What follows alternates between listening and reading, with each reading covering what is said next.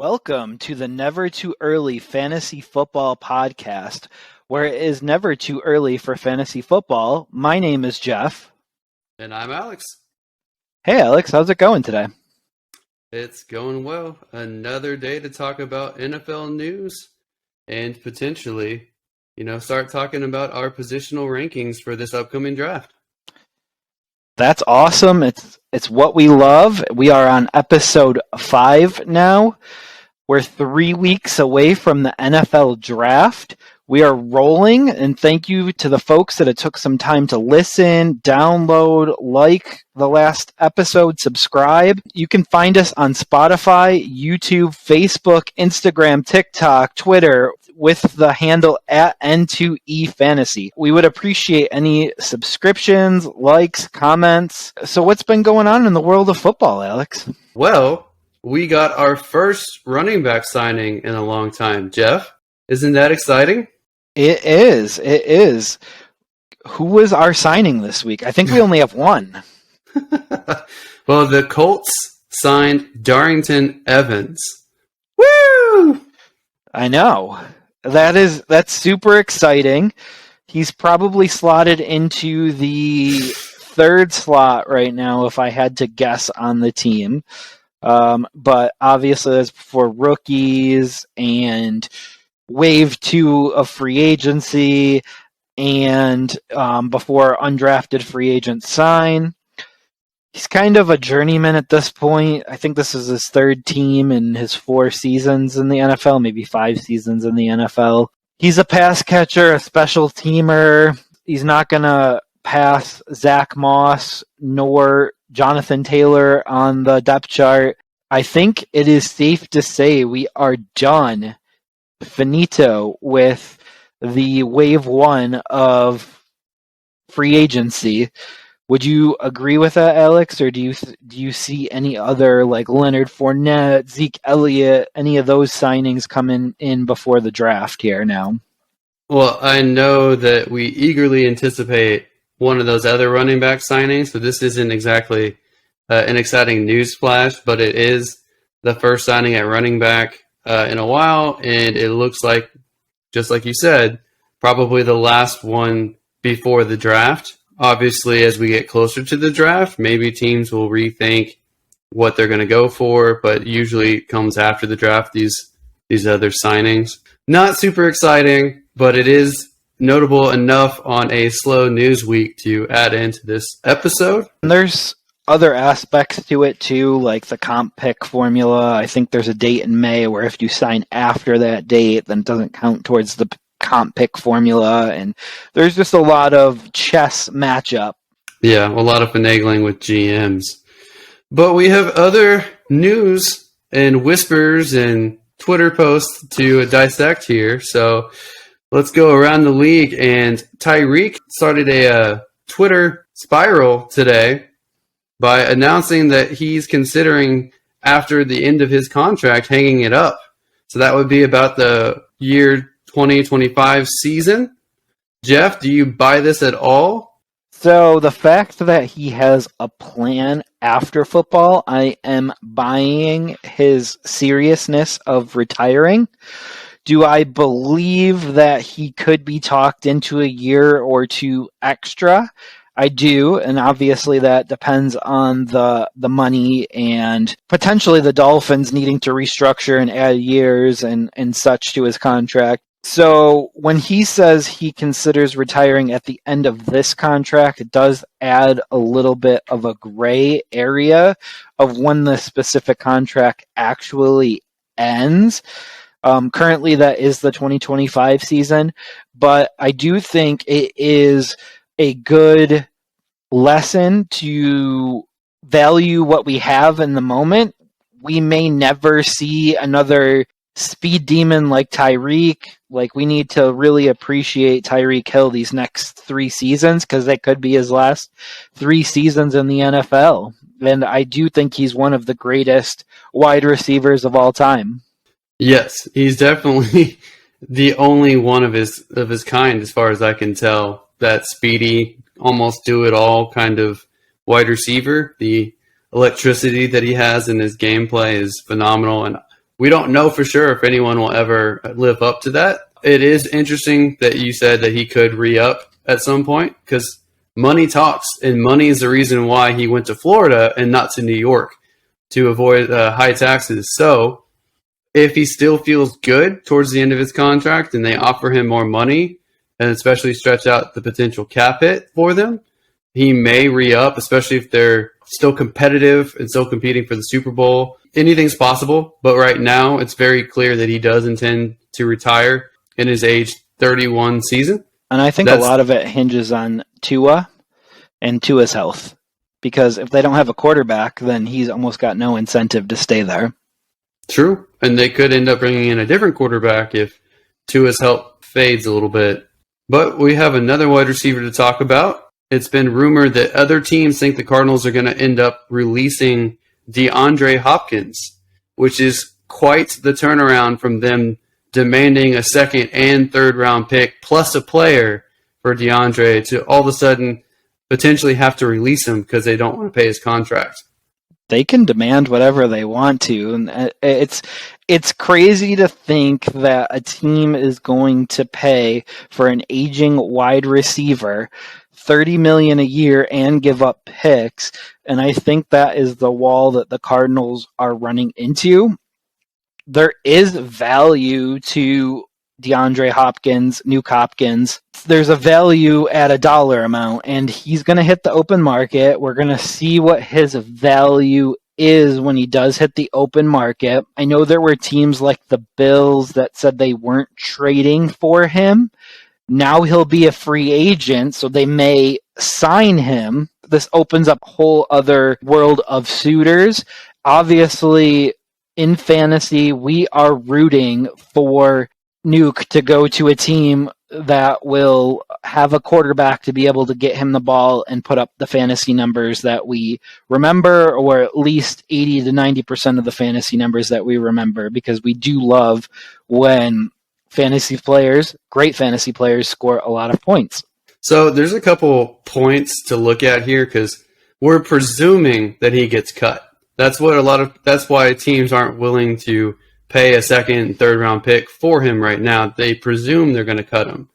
I think the Cardinals probably won't cut him. I don't think that they're going to give him more money, and I don't think he's going to get more money even if he was on the open market. I don't think that he could command more at this point. No one wants to pay for past production, but he can still contribute as a number one or number two on some of these teams that are desperate for wide receiver help. I think he's still going to remain on the Cardinals roster, and they will work out a trade, but it'll be much less. It'll probably be comparable to the Brandon Cooks trade, but I think they can maybe squeeze out a fourth-round pick to this point.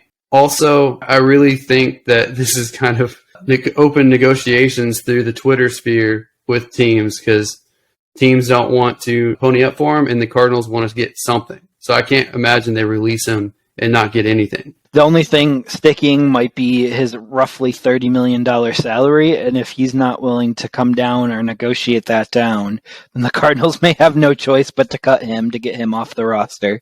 Yeah, it might be a risk they're willing to take. Absolutely. Moving on to the next rumor that has hit the internet this week.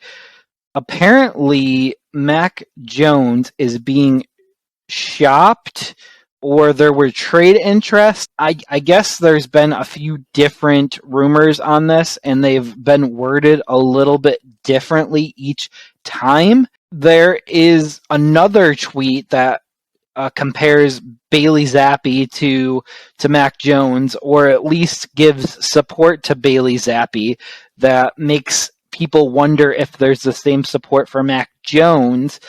What is your thoughts about Mac Jones and Bailey Zappi and what New England does at quarterback going forward? Well, apparently Bill Belichick was dissatisfied with Mac Jones seeking outside help to work on his game, which is a little confusing coming from a fan standpoint, because wouldn't you want your quarterback to take the initiative to improve himself?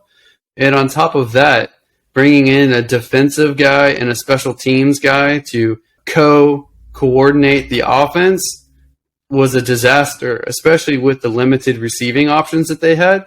So how in the world can you put that on Mac Jones's shoulders? I don't understand that at all. And Bailey Zapp, I think he's a quality backup player. I don't think you should rely on him as a starter. He may be a yes man to Belichick. Maybe that's what Belichick wants. But how are you giving yourself the best chance to succeed if you're considering replacing Mac with him and trading Mac to potentially someone who has a better team and will compete in the playoffs? It's going to make you look foolish. Right. And that's exactly what we talk about with trading a quarterback within division is you don't want to look foolish. You don't want to have egg on your face because you look like someone that gave up a prospect too early or didn't give the pieces around Mac to help him succeed.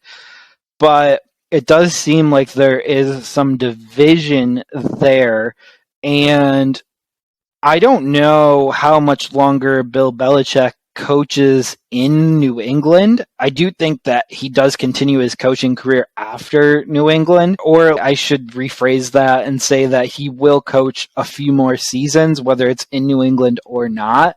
Because if he does stay in New England through the end of his career, then obviously he's not going to coach anywhere else.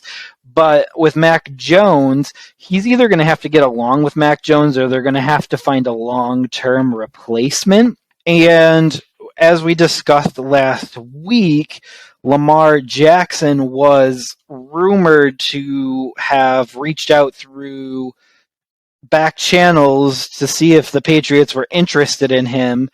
Really, at the end of the day, the Patriots weren't able to utilize Cam Newton and they weren't able to utilize other quarterbacks of the same caliber. So I don't really see them being able to use Lamar that way. What are your thoughts on potentially Lamar Jackson going to the Patriots, and what are the updates that you have on Lamar this week? So it doesn't make any sense at all, especially with how Belichick's run his system the past couple decades. It only makes sense in the standpoint of they potentially want to move on from Mac Jones and they need a new quarterback, and that's not good enough reason to go after Lamar Jackson. He's not really that much of a pocket passer. He can be a pocket passer a little bit, but it doesn't bode well for that offense at all. Lamar, I know, is potentially not asking for an entirely guaranteed contract anymore. He just wants more guaranteed money than Watson, which is still a little outrageous in my opinion.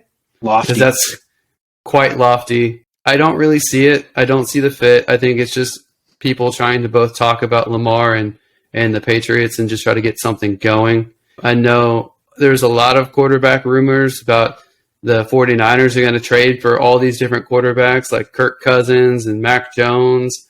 I don't see those happening either. I think they want to see what Brock Purdy can do. You have talked about they want to see what Lance can do. They also brought in Darnold. I don't think that's a pretty stacked quarterback room right now. Maybe they trade one of these guys when the season starts. I don't know what the Patriots are doing. I don't think anyone knows what the Patriots are doing.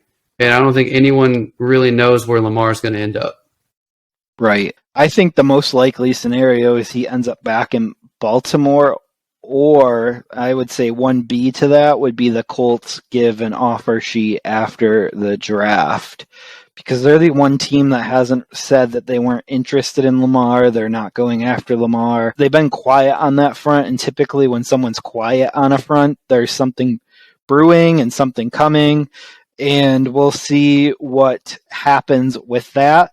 But you did mention Trey Lance, and I think for the same reasons of not wanting egg on their face, I think they keep Trey Lance this year. Because if they trade him away and he turns into this stud, then they pretty much just gave him away for almost nothing because his value is actually at an all-time low right now. So you never sell low when it comes to that. So he would have to recoup some value this off season and potentially in the preseason in order to be traded. And I just want to add on the Lamar standpoint, all these beat writers and analysts thinking that the Colts are going to surrender the 4th overall pick in this draft for Lamar are crazy. They have no incentive to do that. No one's biting on Lamar. They might as well use that pick for a really talented player to bolster their roster and then surrender future picks for Lamar if that's the route that they're going. That makes way more sense. Also, another quarterback that was whispered to be on the trade block to the 49ers, should it not work out with the Jets, is Aaron Rodgers. So we can get into the latest Aaron Rodgers stuff, and that is they haven't worked anything out yet still, which is crazy. Everybody knows, said publicly, he wants to go to the Jets, and the Jets are the only ones really who have reached out about Aaron Rodgers because the 49ers have not, despite beat writers trying to suggest that he could be another option for him. What do you think about Aaron Rodgers? Do you think a deal comes out soon? What do you think is going on there? So full disclosure, to begin the week, I created the rundown for the podcast, and my first item of news was Aaron Rodgers finally traded to the Jets. I really thought before today's podcast, Aaron Rodgers would be traded to the Jets. I was wrong, but the rumor is that it'll be done before the draft. I don't see the 49ers as a spot for Rodgers. I don't see them being able to fit his salary under the cap. The reason being is they have three young cheap quarterbacks, and that's the reason why they can build this great roster around those quarterbacks, because they're not paying the quarterback position the $50 million that Rodgers is making per season. So bringing in Rodgers would have to make them make some cap decisions that they may not want to make, or may destroy their cap in future seasons if they decided to kick the can down the road. I think overall, Rodgers, this trade with the Jets does get done because the Jets have the cap space and the flexibility to make this happen, and the Jets have the need. For the Packers standpoint, it gets Aaron Rodgers out of the NFC, so they're not playing against him all this year, and if they are, it's one game. I guess we are also waiting, and I'll let you comment on Rodgers here in a second, but we're also waiting on the OBJ to resolve as well, because he's heavily rumored to be going to the Jets as well, and I do think that is a package deal. Where do you see this Rodgers thing going, and when do you see it resolving itself? And then we can hop right into OBJ right after that. The Rodgers situation for the Packers, they have the incentive to want to get it done before the draft to get a pick this year. So there's pressure on them to try to get it done before the draft. The Jets don't have that same pressure because they can draft cheap prospects, get cheap contracts, improve their roster, and then go after Rodgers after the fact. So it's really up to the Packers on lowering their price and getting a deal done. I'm scratching my head trying to figure out how they work the cap to fit his cap hit, as well as now with OBJ, how do they fit OBJ and Rodgers contracts, especially if OBJ is wanting $15 million a season. I don't know how they do that, and it'll be interesting to see how that plays out. You really don't hear much talk about where else OBJ could play. I know people have tried to connect the dots to the Rams. I don't think the Rams are in Super Bowl contention, so I don't think he'd want to go there. But if he's concerned about money instead of winning, they potentially could offer him a decent amount if they can clear up some cap from some restructures. You know, the Giants are still out there. I don't see much else available for him. Do you think it gets done with the Jets? Do you think they use some financial wizardry to get him to the cap? Do you think he goes somewhere else? I think that the holdup with the Rodgers trade is how much money the Packers are going to take on in this deal. That will determine ultimately like what the compensation is as well. So I think that it's like a sliding scale. Like the Packers are probably saying, if you take on this much, we want this much. If you take on this much, then we'll take this much. So like it's like a sliding scale of picks and how much money that they're willing to eat off of Rodgers' contract. Because the Jets right now are currently about $9.8 million under the cap. OBJ, we were just talking about, he could easily replace Corey Davis's salary on the roster, and they wouldn't even miss a beat or lose $1 on that. But fitting Rodgers under that as well is going to be a little bit more complicated and complex, and that's going to require Green Bay working with the Jets to potentially take some of that money or some dead cap hit or whatever it looks like on the financial cap management side. The Packers can do it because they still have $22 million in cap space right now, and that's without Rodgers being off the roster. So they do have the ability to do that. It's just then the Jets would have to pony up a little bit more draft capital to make it worth the Packers' while. Ultimately, at the end of the day, I do see both Rodgers and OBJ in Jets uniforms before the season starts, and that's just completely an educated guess at this point because that's where all of the tea leaves are pointing me right now. Now, I know the Ravens did make OBJ a offer, but do we even know who the quarterback is for the Ravens next year? There was discussions that they might go in a rookie quarterback path. Does OBJ want to play with a rookie quarterback? There was, as you had mentioned, the Rams. Even if he went to the Rams, I mean, he would have a target share with Stafford, which would be valuable, but he would be competing for targets with Higbee and Kupp, and Allen Robinson is still there. They're not going to be able to do anything with Allen Robinson's contract. They are literally stuck with the guy that they signed last year, unless they want to eat all of the dead cap this year on him. And I don't know if they're going to do that or not. They played Russian roulette with the cap, and now that they are being stuck with pieces that they don't want for a period of time that they don't want it. I do see the Jets ending up with both of these pieces. I don't know how that works salary-wise, and I don't know how that works for the target pie for wide receivers, running backs, and tight ends on the Jets. It's a crowded room at this point. I agree. All right. Well, I think now we have for you guys my first top 10 rookie segment, and we're going to do top 10 quarterback rookies going into this draft. We're going to start in reverse order with number 10. So you guys get to hear my sultry, stuttering, stumbling voice now. So at number 10, I have Aiden O'Connell from Purdue.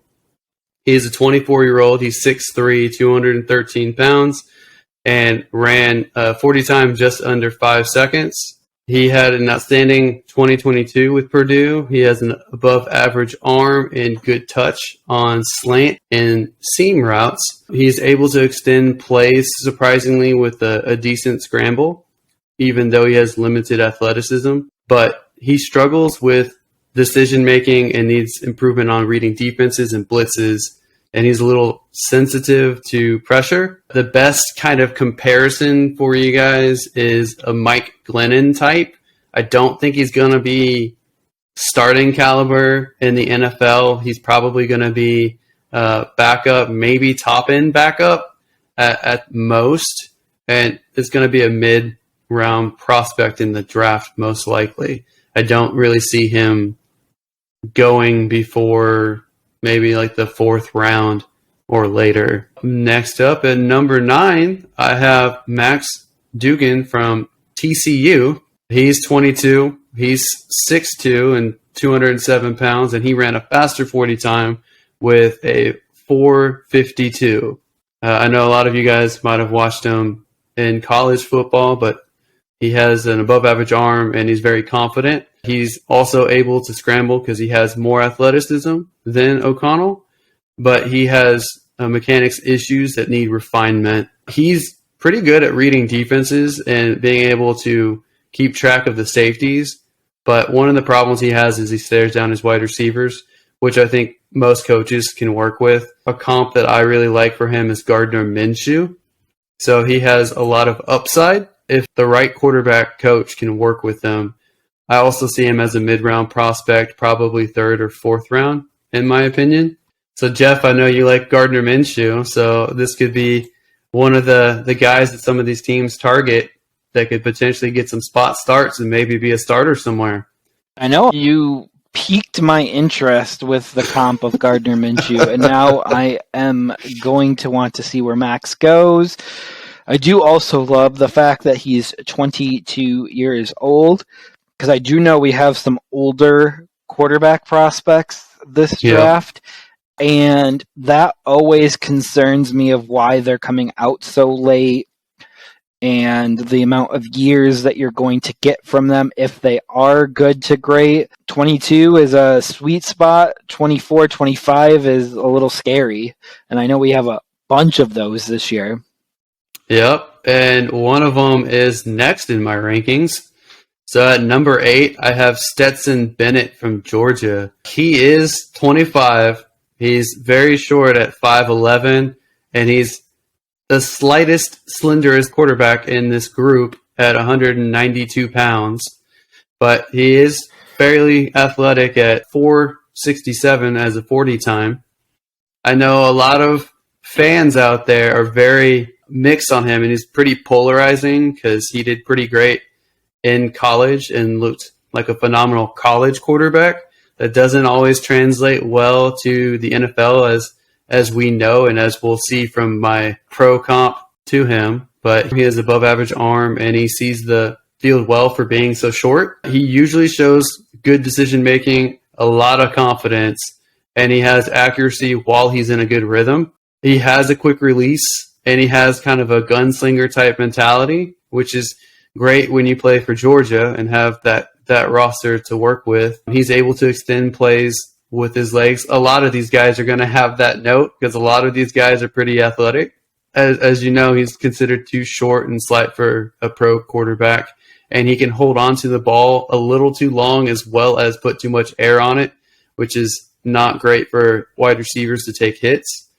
My comparison to him is actually Johnny Manziel. I think it's better that he goes in the middle rounds, which is where I have him going, probably a 3rd or 4th round pick, than Manziel when he went in the 1st round. There's going to be a lot less pressure.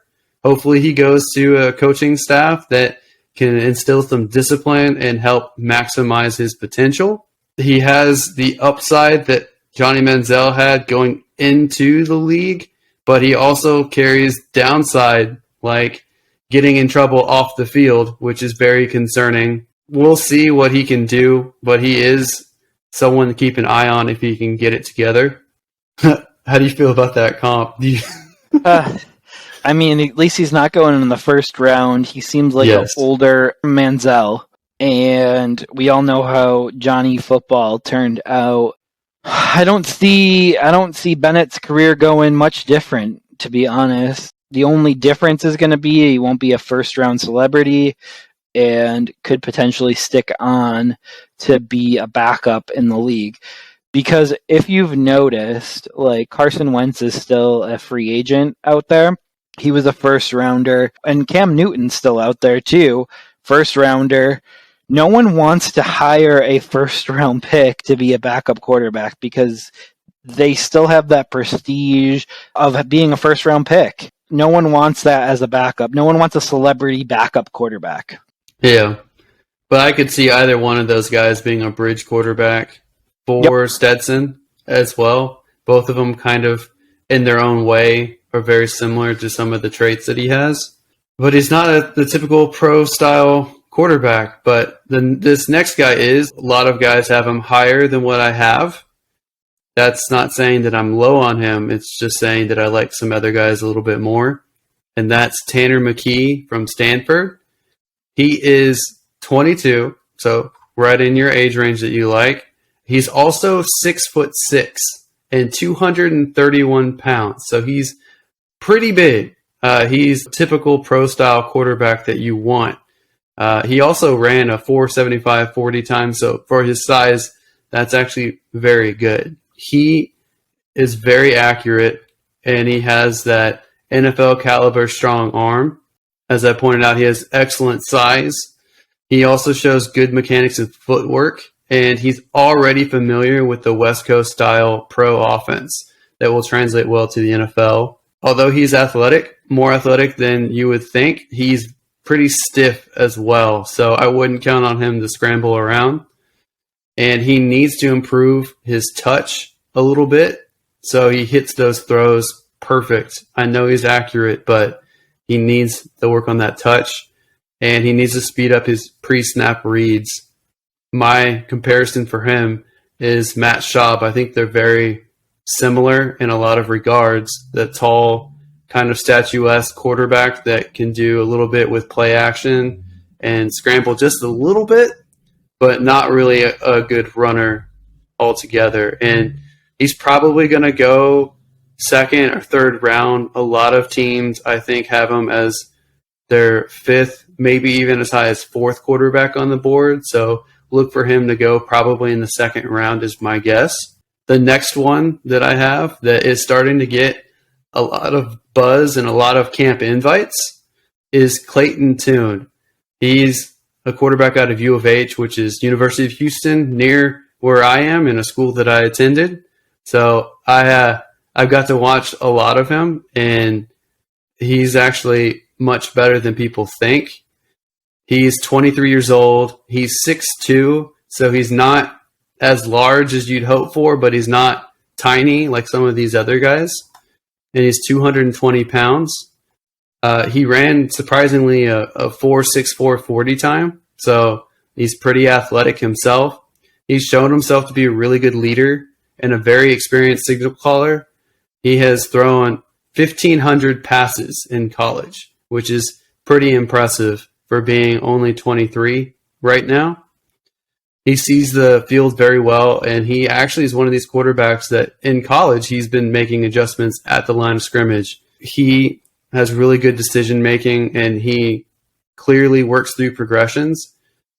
So that's really great to see from someone going into the draft that you don't have to work with them on those kind of issues. He also has above average arm strength as well as good accuracy in short to intermediary targets. He is a threat with his legs, as he shows on his film, and he consistently gets the ball out while avoiding pressure. But he can abandon reads too quickly while under pressure, and he struggles with deep routes, so that's something he needs to refine to be successful on the pro level. And one of the biggest drawbacks to playing for a school like Houston is he comes from a system that inflates passing stats. So there's a lot of people out there that will downgrade him because of that. The closest comparisons that I could come up with is a Brock Purdy, or he could be a better Case Keenum, who also played for U of H. Yeah, I think those are good comps for him. He's probably going to go in the second to third round.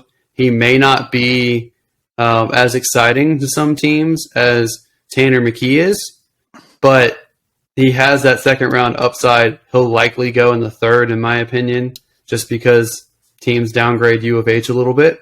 But this next guy is somewhat similar, but has the upside of going in the first round. And a lot of teams are talking about him, and that's Hendon Hooker from Tennessee.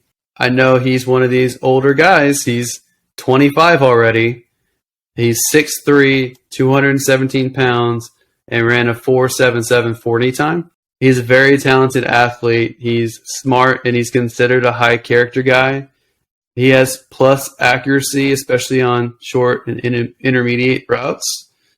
He has a quick release, and he displays a really tight spiral, a very beautiful ball. He's shown that he can hit deep throws, but he needs to refine that as well as make it a little bit more accurate. He has that ideal height. He's an impressive runner. Anyone who saw him run in college knows that he's very good at that, but he holds the ball too long. Sometimes his mechanics of footwork slip, which is something that comes up when watching his game film. He can go from exceptional to poor or vice versa very easily in a game. So that's something that someone needs to work with on his consistency. And another issue is his college offense is not conducive to NFL offenses. So he's going to have a steep learning curve. In some of his meetings in the NFL Combine, he impressed some coaches. So there is some optimism he'll pick up a pro offense a little bit easier than what was suspected. He's on the old side, so you don't want him to sit for a year or two. You want him to be able to play earlier. It's not a perfect comp, but I kind of comp him to an older and a little rougher around the edges Deshaun Watson. A really good quarterback coach needs to work with him this offseason to get him ready to play. Jeff, Right. you've got to look like you want to tear this apart, so go ahead. I don't want to tear this apart, but you said good character and then Deshaun Watson. I am a little bit Player ability, not off the field stuff.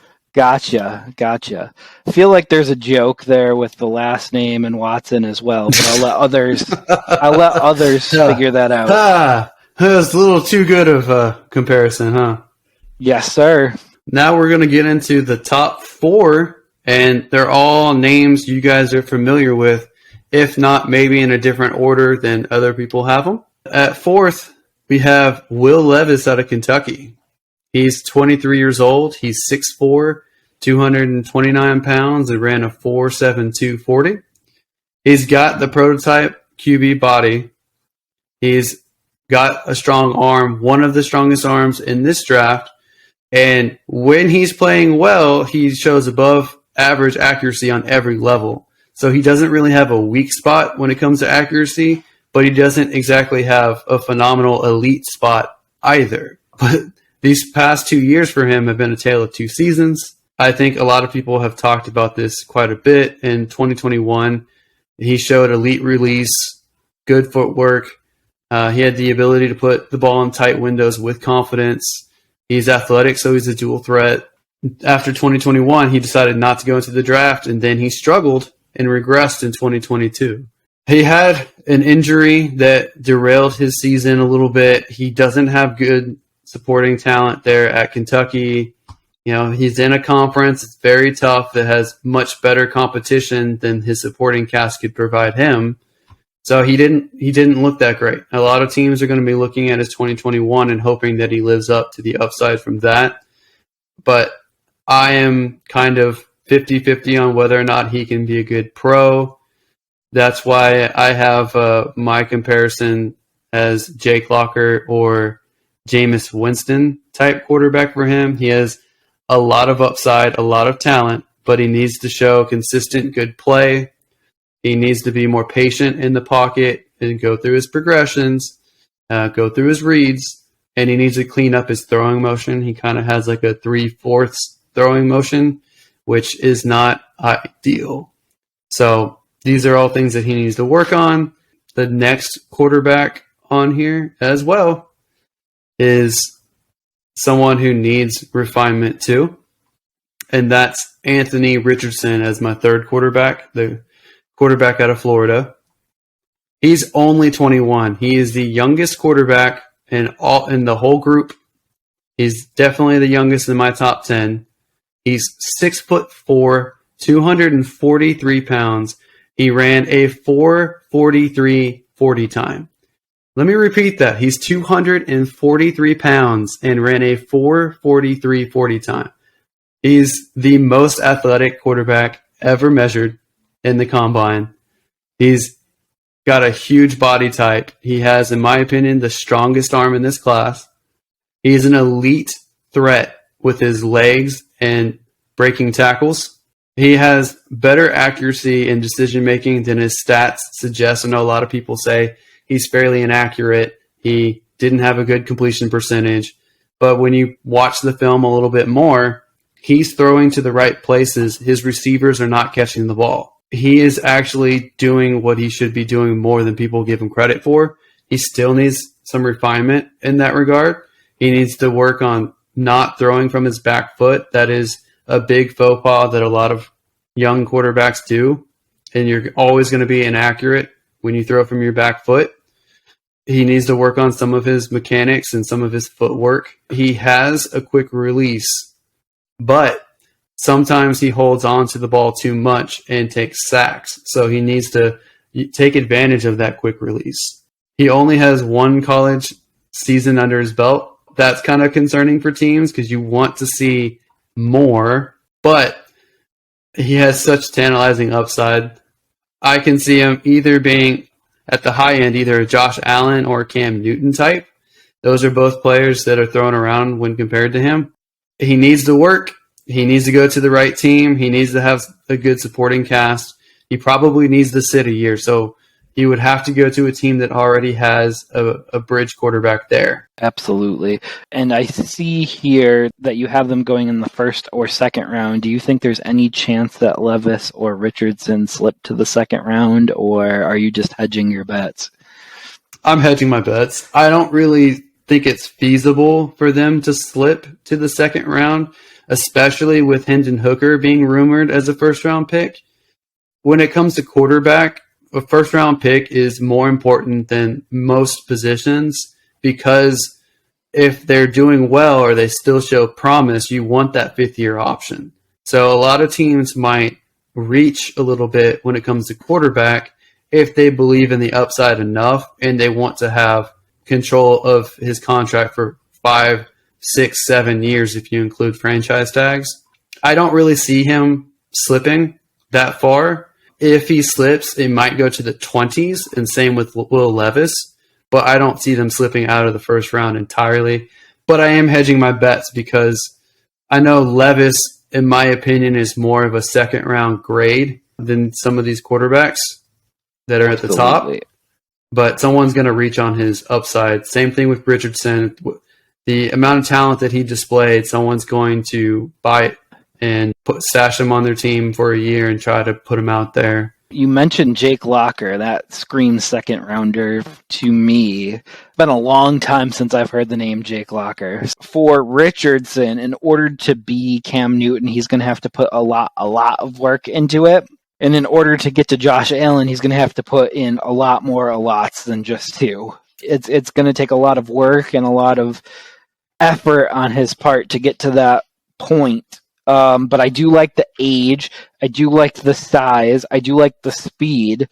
So I do like the attributes that he has. I don't know if he can put it together as a quarterback work of art, if that makes any sense.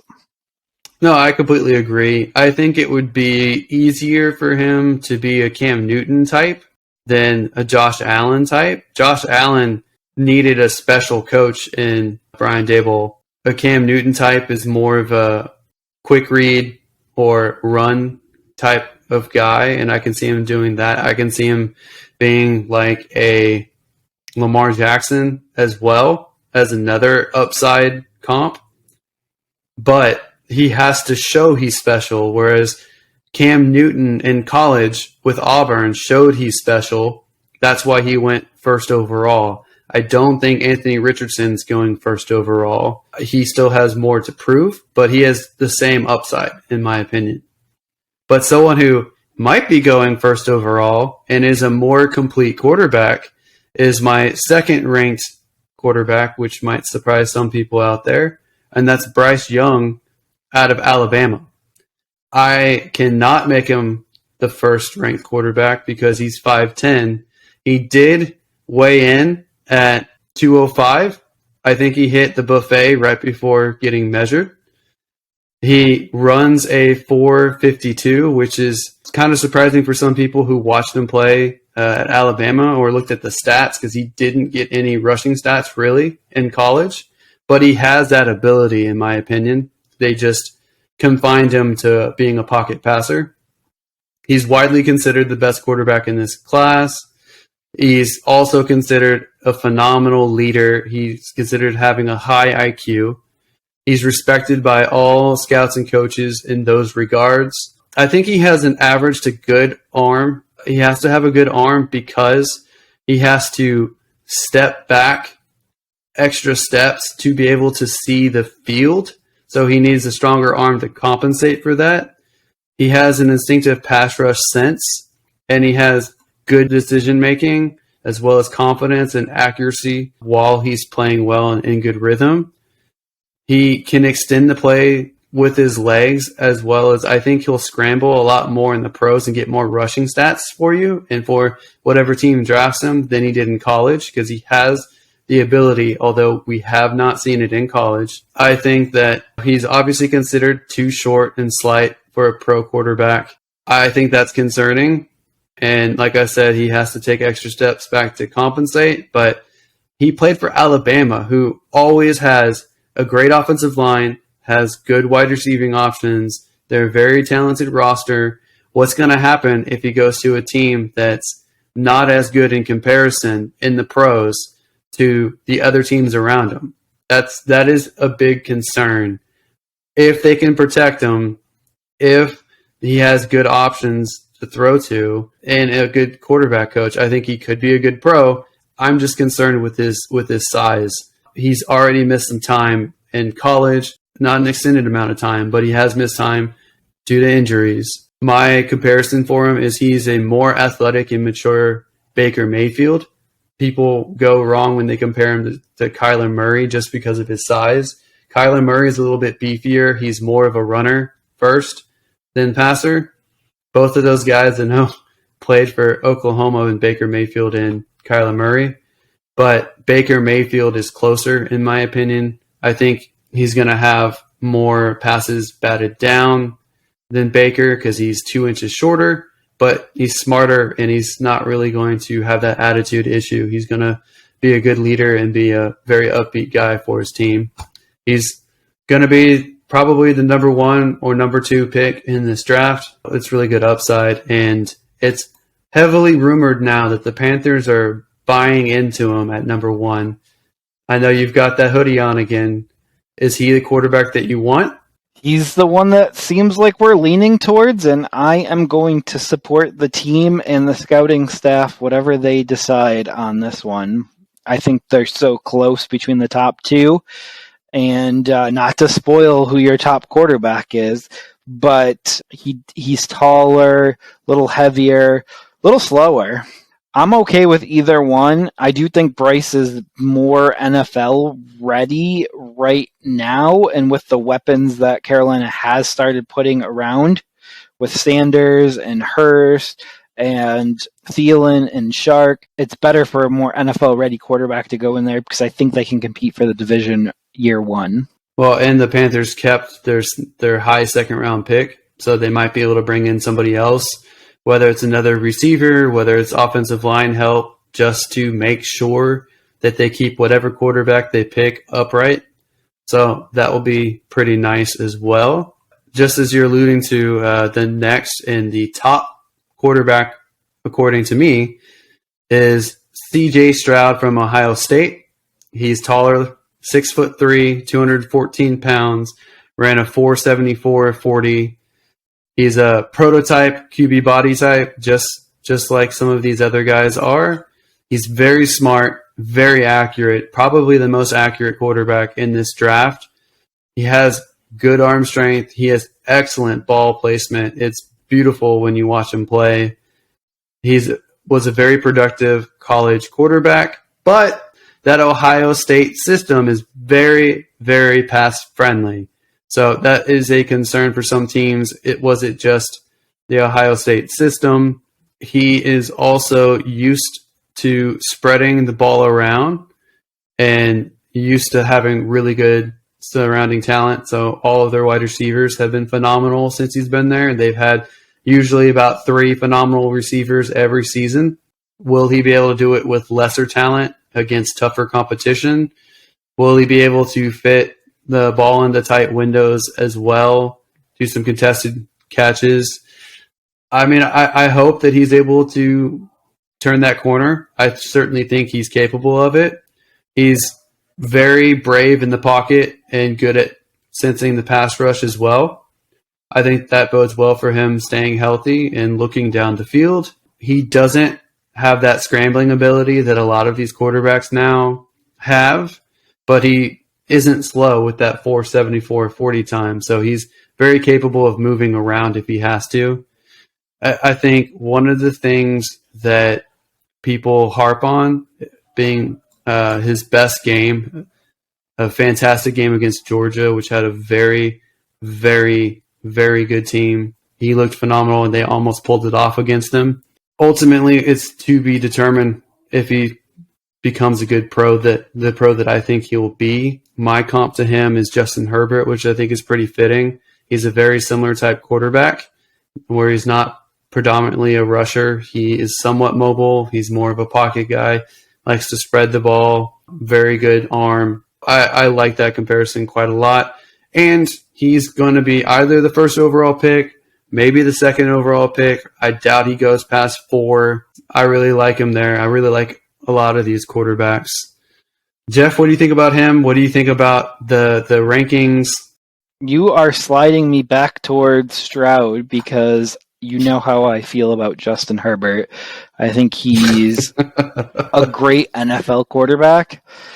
And if your comps are on, I would rather have Justin Herbert than a more athletic, more mature Baker Mayfield. So you're leaning me back the other way after everything this week and all the rumors have Bryce Young going 1 overall got me leaning the other way. I think with 3 weeks left to the draft, I think there's going to be a lot of smoke out of Carolina, and some of it will be real and some of it will be fake. As we've discussed before, Carolina has no benefit, no advantage to telling any team who they're taking first overall. And they do have a benefit to keeping it a secret as long as possible, because that gives teams less of a time to prepare for what Carolina is going to do, because then they have to prepare for Carolina to go one way or another way, and then they have to make a decision based off of that. So it's kind of a strategic advantage with the first overall pick not leaking out who their first overall pick is. Yep, I agree with you there. I think a lot of people might disagree with some of the orders that I put people in, as well as some of the players I left off the top 10. But that's how I see it right now. Subject to change all the way up to the draft. Next week, we'll move on to a different position and continue on from there. That sounds great. I can't wait to hear the other 3 main fantasy positions over the next couple of weeks. And we can break it down, and we can also get feedback from our listeners on your order, and they can tell you how wrong or how right you are. Yeah. Please comment and tell me how wrong I am. Or you can tell me I'm a genius too. That works as well. So that does it for another episode of the Never Too Early Fantasy Football Podcast, episode number 5. Thank you for downloading. Thanks for listening. Don't forget to like and subscribe. Like I said, please leave us a comment and share the show. Every little bit helps. As always, you can find us at our handle at N2EFantasy on Spotify, YouTube, TikTok, Facebook, Instagram, and Twitter. That is still a mouthful. Please give us a follow on each and every one of those. And until next time, take care of yourself. And remember, it's truly never too early for fantasy football. Thank you again. Thanks, everybody.